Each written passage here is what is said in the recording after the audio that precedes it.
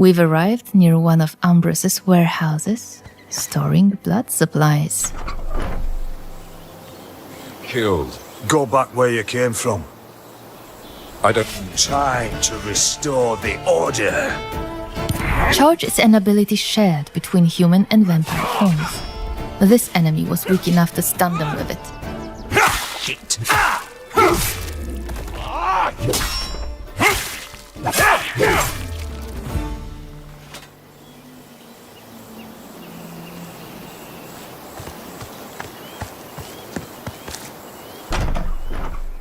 The Rakiri store blood in places like this. Ambros is responsible for keeping it safe. Oh, but we're not going to make his job any easier. Another group of soldiers stands in our way.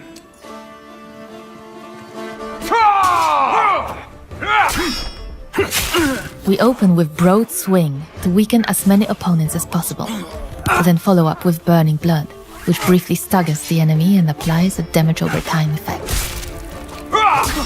What do we have here? The prisoner's fate is grim. Their blood is drained, then stored in places like this, where it awaits distribution to Brancis and his officers.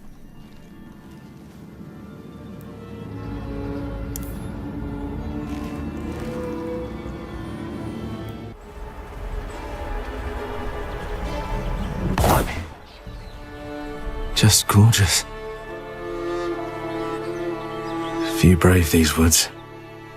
Folks say they're chock full of monsters. Village of Maragir. Codrin's family's land.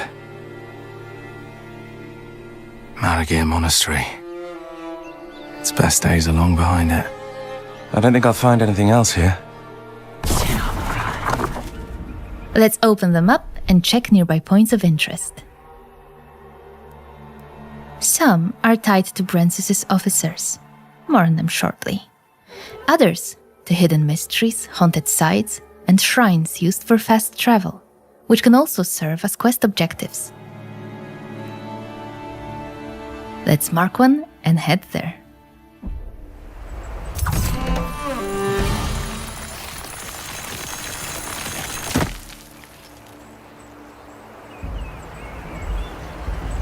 Early in the game, we can unlock a perk that allows us to transform into a wolf and move faster at night. It's quicker and more agile, though it comes with some limitations. There's also a daytime equivalent, but more on that later. What was that? Is someone in trouble? It looks like we've come across a group in need of help. Whether we intervene is up to us, and both choices can lead to unexpected outcomes. We began with death from above, allowing us to quickly eliminate an unsuspecting enemy and gain the upper hand from the start. We have incorporated community feedback, and now there is no need to open the skill wheel to select a previously assigned ability. Instead, we can use quick selection. I thought I was done for. Done for. So did I, to be fair.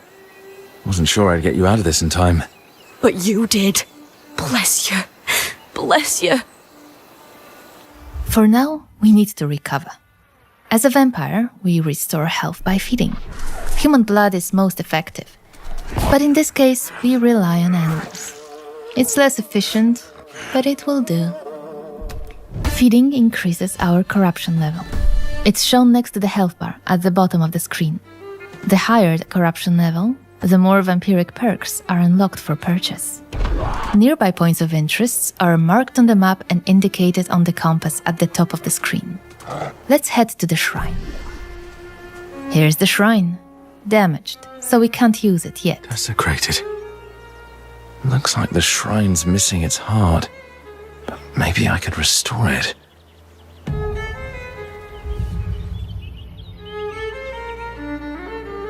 The tracks, they're fresh.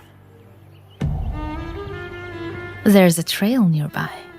Let's follow it.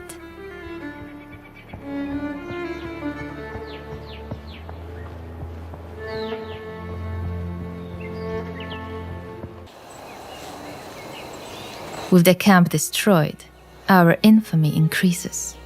More about this in a moment. Let's collect our loot.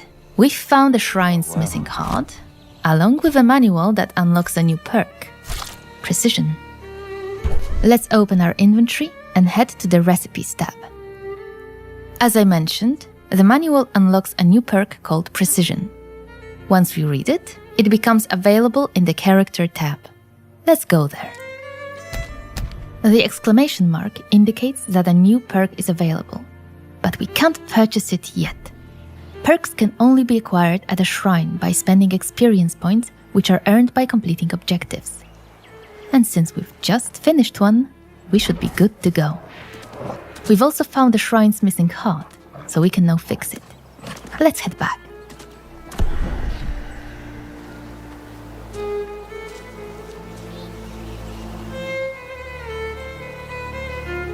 You're welcome. With the heart restored, the shrine is rebuilt. We can now use it. Let's start with the perks menu. In the Swordmaster abilities, we find Precision, now available for purchase. As you can see, it costs both experience points and a time segment, indicated by the hourglass icon. Let's learn it.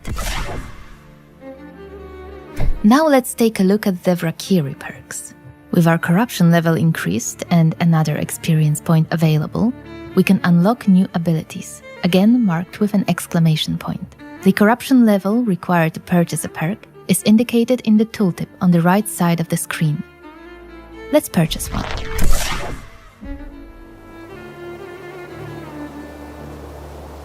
Time passes as we acquire new perks. The night comes to an end, the sun rises, and a new day begins, along with a new edict.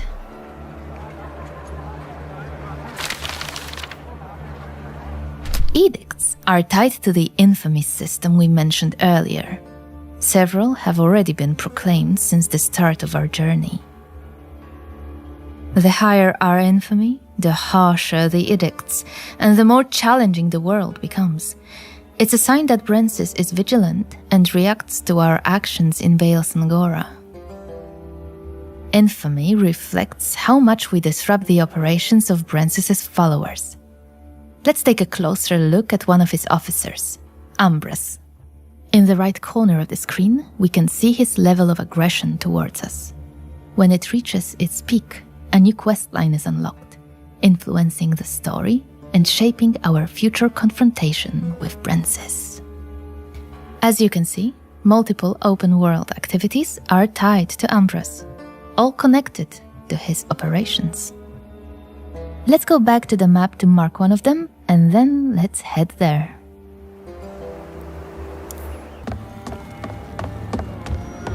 With the supplies destroyed, our infamy rises again. We've disrupted Ambrose's operations enough for now. Let's move on to another point of interest, a haunted site. Earlier we showed you how we can move faster at night by transforming into a wolf. To increase our speed during the day, we can unlock a hex called Mercurial Fervor. Haunted sites are only accessible during the day, as they require blood magic, unavailable in vampiric form. Completing them strengthens our magical abilities, but also puts our combat skills to the test.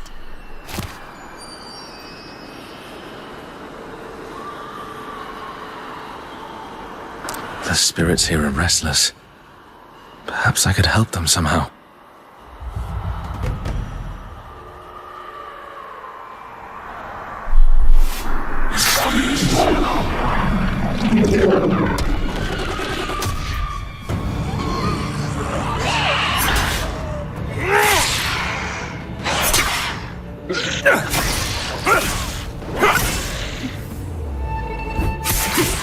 All of the enemies are nicely grouped together. It's a perfect opportunity to use Ravenous Flock, a perk that damages opponents in an area, twice. First on activation, and then in the follow-up attack.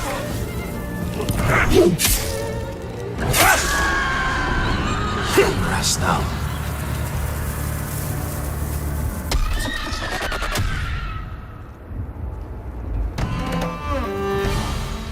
The enemies are defeated, so let's collect our loot.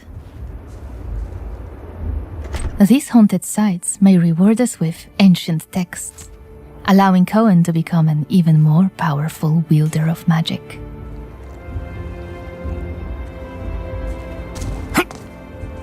And that's just a brief look at open world activities.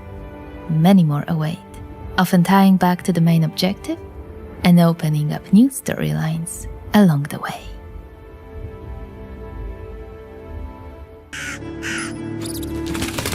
As a vampire, you'll see and experience the world from a different perspective.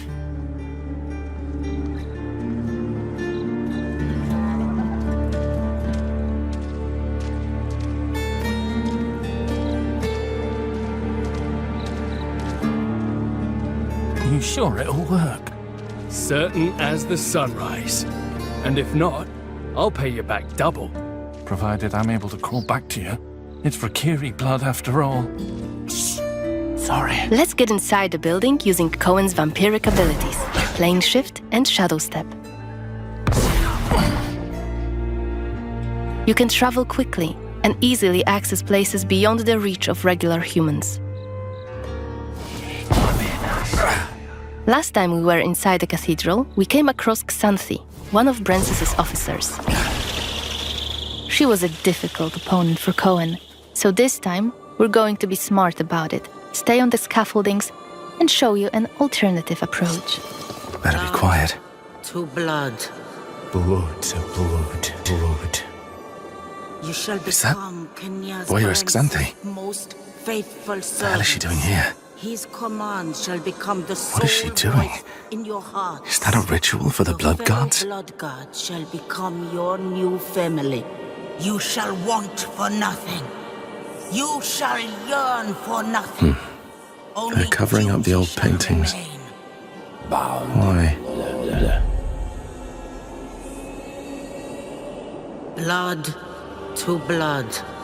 One of the workers must have left it. You shall become Kenya's Seems that the cathedral complex is quite big. The main building, cloisters, inner courtyard. The entrance to the crypt could be anywhere. Won't get anything done just standing around. Still, staying up here would be a smart idea. Your fellow blood god shall become your new family. You shall want for nothing. You shall yearn for nothing. Only duty shall remain. Bound in blood. Blood to blood. Let's start by checking out one of the frescoes in detail. You shall Sanctus become Mihai, Kenya's Brens's most patron faithful saint of servant. Svartra himself. His command Victorious shall and become well-loved. the sole voice in your hearts. There's the legendary Your silver fellow sword. blood god shall become your I hope it new really does family. exist. You shall want for nothing. You shall yearn for nothing. Only duty shall remain. Saint Mihai's symbol. Good. It should help my search. Turns out, this one was actually about Saint Mihai, owner of the sword we're after. The powerful weapon might tip the scales in Cohen's favor and help him save his family from the vampire lord His Brensis. command shall become the sole voice in your hearts. Your fellow blood god shall We can check become some of the your buildings new in the family. courtyard. Maybe It's rotten in here.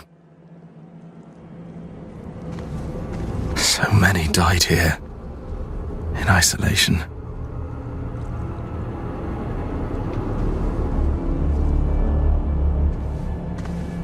this wing was blocked off and they were left to die a terrible death.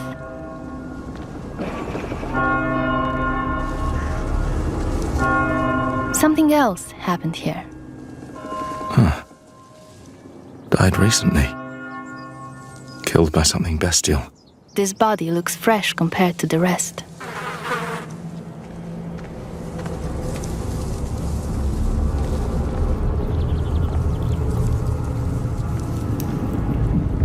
It's getting better and better. We have to face a creature called Muron. While it is theoretically a vampire, its transformation did not go correctly. Occasionally, Murons produce loud, inhuman screams which stun the target, if it is within the scream's range. You!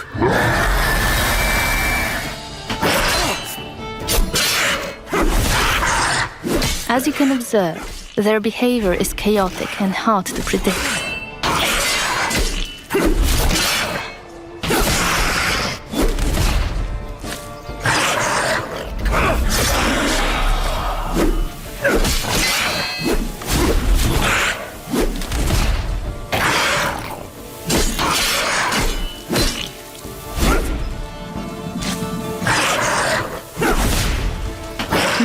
Possessed the vampiric ability of Shadow Step. However, it is juggy and unstable.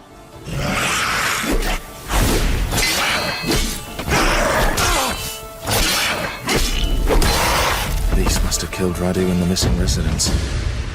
We can learn more about what has happened here by using the Compel Soul hex. You can learn this hex during the game.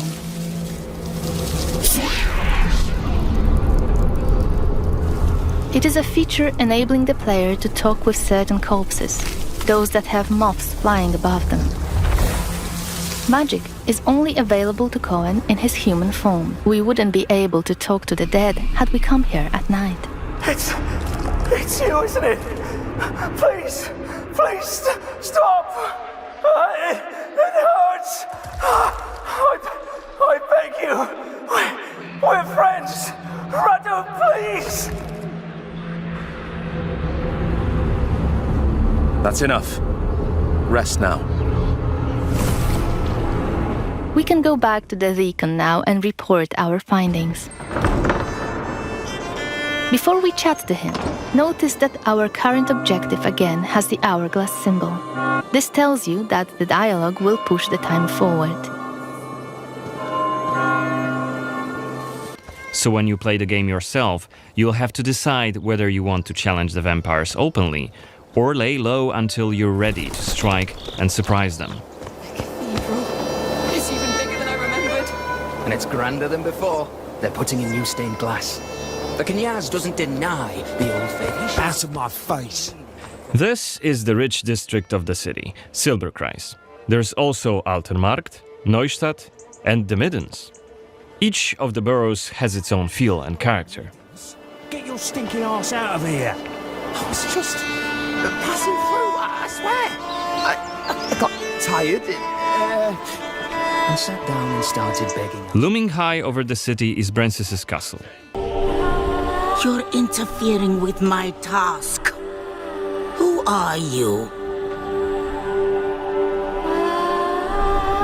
It doesn't matter. Very well. I don't have time for interruptions. Let us dispose of him. Quickly!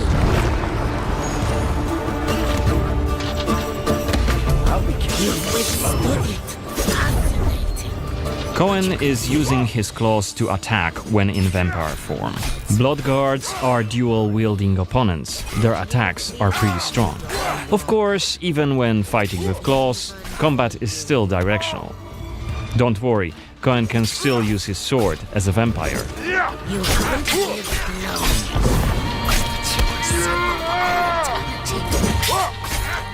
Only after defeating all three of the Bloodguards, Xanthi deems Cohen worthy of a challenge, and she descends to face him. She uses her blood control powers to cast a multitude of attacks, like her blood whips, that hit Cohen from left and right. Xanthi is protected by a powerful vampire ability. Once her stamina runs out, Cohen will have an opportunity to strike and deal some damage. But be careful, cause Xanthi is quick to counterattack and she will also try to restore her blood. Meanwhile, look at the indicator just below her health and stamina. It's a timer for the boiling blood skill that you've seen in the CGI trailer. So, if we don't hurry, the timer goes down to 0 and Cohen will eventually explode. And we're dead. Remember, we were only mid-game here, and Xanthi is one of the game's most punishing enemies. Defeating her right here and right now is very much possible, but it would be hellishly difficult.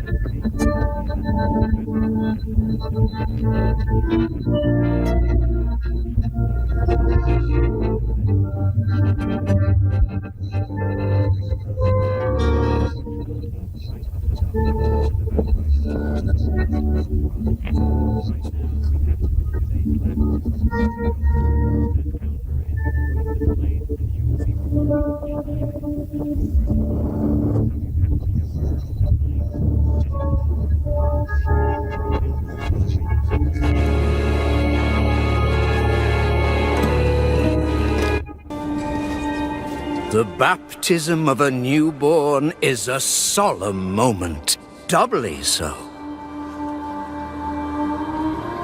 A new life joins our flock, bringing happiness to its parents and to the congregation.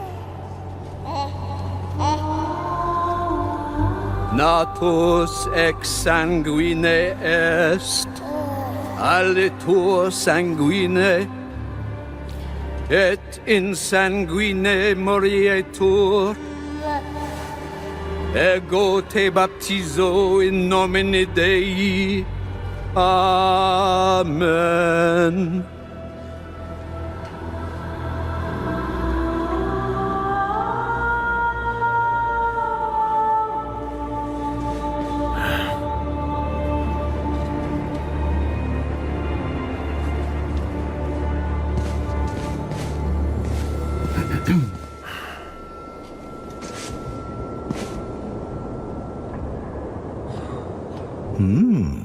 Don't I know you from somewhere, young man?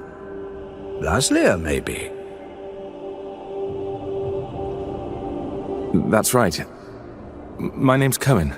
It's a real shame what happened there. So many good people imprisoned. But where there is sin, there must be chastisement.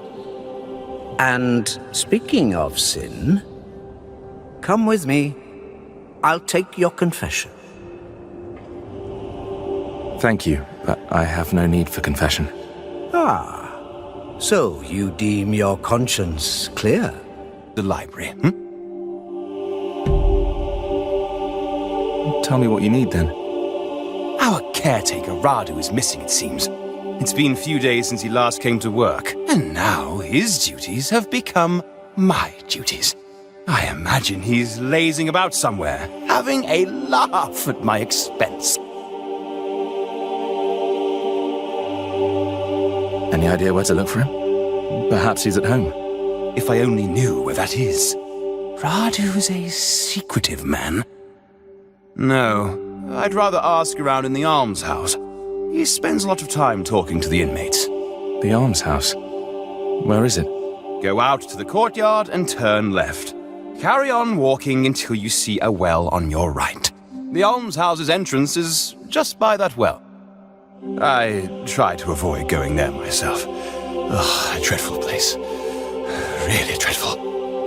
Anyway, be on your way, son. And let me know when you find Radu. Turns out the deacon had his own agenda and asked us to find out what happened to the local caretaker.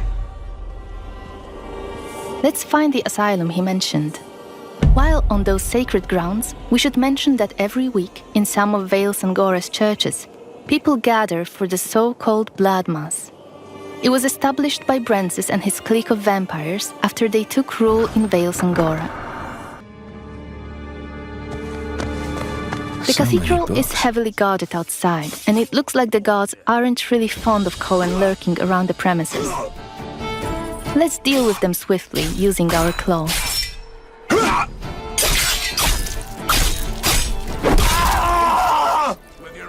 We've listened to your feedback, and we've worked on the flow of using active abilities. We are no longer pausing the choice menu. It's real-time, in gameplay. It's also a good opportunity to show you another use of the Voracious Bite ability Cohen uses to drain people's blood. In combat, it will both replenish your health and deal some damage. Time to move on. Let's explore the other areas in the courtyard. I'm alright. Just need to get a breather, that's all. Let's use the sword this time, because yes, you can fight with a sword as a vampire too. But before we engage, let's adjust the camera. Camera placement was one of the hottest topics after our gameplay reveal. We've got lots of feedback about it. The Blood of Dawnwalker is an upcoming open-world dark fantasy action RPG developed by Rebel Wolves and published by Bandai Namco Entertainment, launching September 3rd, 2026, for PC via Steam, PlayStation 5, and Xbox Series X and S. Pre-orders are already live across all platforms, with multiple editions including Standard, Day 1, Eclipse, and a Collector's Edition. So let me talk about why this is probably my most anticipated RPG of the year. Because everything about it feels deliberate in a way that a lot of open-world games simply are not. The studio behind it, Rebel Wolves, was founded by Konrad Tomaszkiewicz, the director of The Witcher 3 Wild Hunt, and the team around him is stacked. His brother Mateusz was quest design director on Cyberpunk 2077. The narrative director and art director also both come from CD Projekt Red. These are people who were directly responsible for some of the defining RPG moments of the last decade, going off independently to build something entirely their own with no franchise baggage. The studio has grown to over 160 employees as of 2026, so this is a full-scale AAA production built on Unreal Engine 5, and it shows visually. The game is set in 14th century Southeast Europe, in a fictional region called Vale Sangora, a valley in the Carpathian Mountains, drawing heavily from Slavic mythology and real medieval history. And the historical backdrop is brilliant because it is already horrifying, without any fantasy layered on top. Europe is being torn apart by wars, and the Black Death is killing whoever the wars missed. And in that moment of collapse, a clique of ancient vampires steps out of the shadows to claim power. Other creatures of the night follow. Legends become reality. It is such a smart foundation because the supernatural horror sits on top of genuine historical horror and gives the whole world real weight before you even pick up a sword. You play as Cohen, a young man whose village gets taken over by Brentsis, a centuries-old vampire and former Roman senator, who forces the villagers into paying a blood tax in exchange for protection. Cohen gets turned during these events, but the turning partially fails, leaving him human by day and vampire by night. That is the Dawnwalker, and that duality is the core of everything the game does. During the day, he fights with directional swordplay, where attacking and blocking in the correct direction matters, building up charges for hex magic, which is described as grounded and ritualistic rather than flashy, tied to blood, heat, and pulsing air. There is even a hex called Compel Soul that works like Speak with Dead from D&D, letting you interrogate things beyond normal communication, which could be incredibly cool for investigation quests. At night, everything shifts. As a vampire, Cohen gets Shadow Step, a short-range teleport for repositioning in combat and leaping between rooftops, claw attacks that tear through armor, health regeneration from biting enemies mid-fight, and wall walking for vertical traversal.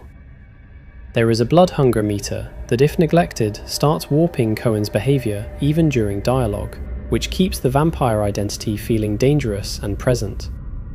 Some abilities are locked behind drinking the blood of specific enemy vampire types, tying progression directly to the story's antagonists in a satisfying way. Now, the most genuinely experimental part of the whole game is the narrative sandbox combined with the time system, and I think this is where Rebel Wolves might have done something really clever. After the prologue, you have 30 in-game days and nights to rescue Cohen's family from Brentsis. But here is the key. Exploring the open world does not advance time at all. Time only moves forward when you complete quests, and the game always tells you up front exactly how much time an action will cost before you commit. Each day and night is divided into 8 segments, and meaningful actions spend those segments as a non-renewable resource. This solves a problem open-world RPGs have struggled with forever. Think about The Witcher 3, an incredible game, but there is that constant dissonance where you are supposedly racing to save Ciri, yet you can wander for months and the world just waits. Here, that dissonance is gone because your time actually costs something, but exploration stays completely free. It is an elegant design that serves both the story and the player simultaneously. The consequences of how you spend that time are permanent. Important NPCs can genuinely die if you do not reach them in time. Quests resolve without you, regions of the world shift based on your presence or absence, and the story keeps going with all of it locked in. In one demo, Cohen has a quest to get herbs for his sick mother, and another to help a villager named Gremla. And if you ignore Gremla, she gets killed at one of Brentsus's rituals, and his mother also dies. No takebacks. The developers say the story is so non-linear you can side with a human resistance against the vampires, or finish the entire game without ever meeting that faction at all. Every action and inaction shapes the world. Rebel Wolves have said there is no real distinction between main quests and side quests, only the story you choose to weave. Internally, team playthroughs are clocking 55 to 70 hours. Former UFC champion Jan Blachowicz did motion capture for one of the main antagonists to give combat real physical weight, and full voice dubbing is confirmed in 6 languages. September 3rd, 2026 is the date, and I think this one could genuinely be something special. Now you can enjoy the screenshots without any interruption. Enjoy.